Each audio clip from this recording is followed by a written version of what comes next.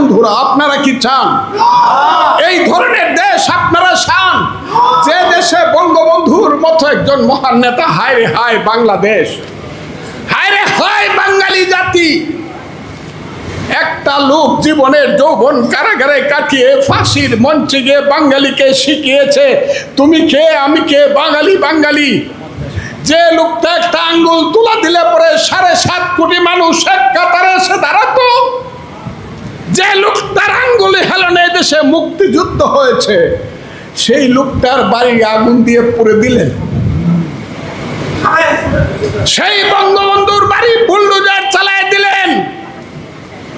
কেউ প্রতিবাদ করলো না, সরকার কিছু করলো না, মিলিটারিরা চৌকিদারের ভূমিকায় অবতীর্ণ হইল।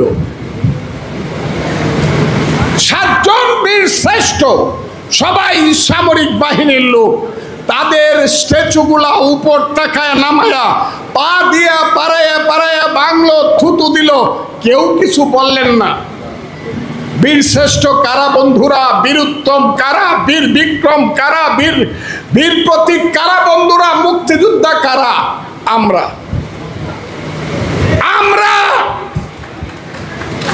এইখানে যারা বসে আছেন তারা, এইখানে যারা বসে আছেন তারা কি এই দেশে এইভাবে অপমানিত হয়ে মৃত্যুবরণ করতে চান? হায়রে মন্টু ভাই, আপনি কত স্বার্থপর।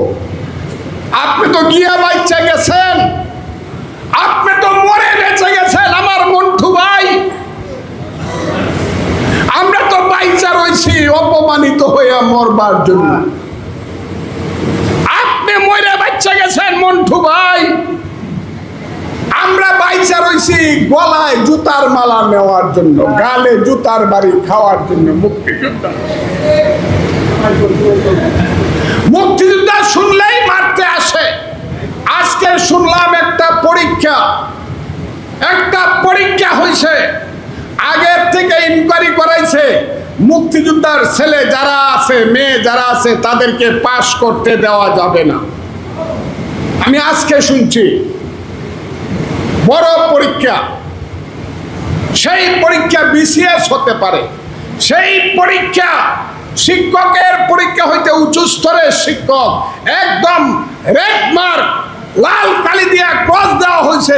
মুক্তিযোদ্ধার সন্তান বা নাতি যে তারে কোনো চাকরি দেওয়া যাবে না।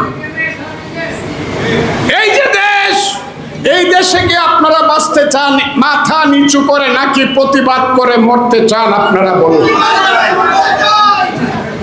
আপনাদের তো বয়স হয়েছে, আমারও বয়স হয়েছে। যতই আমারে দেখেন, আমি কিন্তু আপনাদের সবার চেয়ে ছোট না। আমারও 77 বছর বয়স, আমিও 48 সনে জন্মগ্রহণ করা মানুষ। মুক্তিযুদ্ধের সময় আমার বয়স ছিল 23 বছর।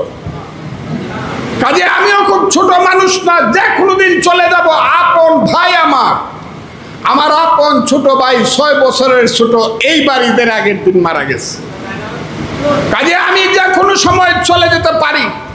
মৃত্যুর আগে শুধু আপনাদেরকে বলে যাই, মুক্তিযোদ্ধারা, আল্লাহর দোয়াই লাগে আপনাদেরকে আমি হাত জোর করে বলি, দেশটাকে আপনারা বাঁচান। আপনারা যুদ্ধে যাইতে হবে না, কিন্তু আপনার সন্তানকে আপনি বলেন যে বাবা দেশটাকে রক্ষা করো।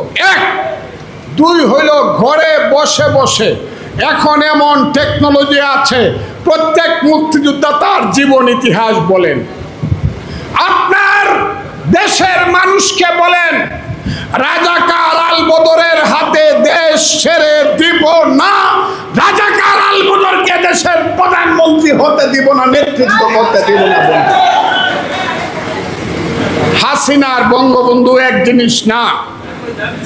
আওয়ামী লীগ খারাপ করছে, এই জন্য মুক্তিযুদ্ধ খারাপ। হাসিনা খারাপ করছে, সেই কারণে বঙ্গবন্ধু খারাপ।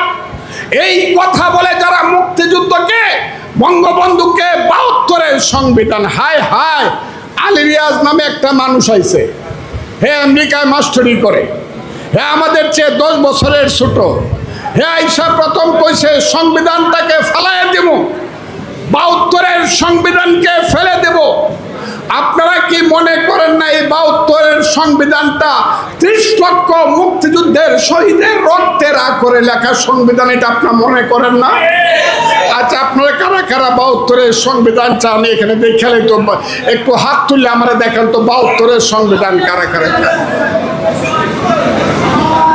এখানে যদি সংখ্যা যাই হই, আমি প্রত্যেককে একজন ১ লাখ, একজন মুক্তিযোদ্ধাকে ১ কোটি মানুষের প্রতিনিধি হিসাবে গণতে চাই। ৭২-এর সংবিধান মুক্তিযুদ্ধের ৩০ লক্ষ লোকের শহীদের রক্তের আখরের লেখা সংবিধান।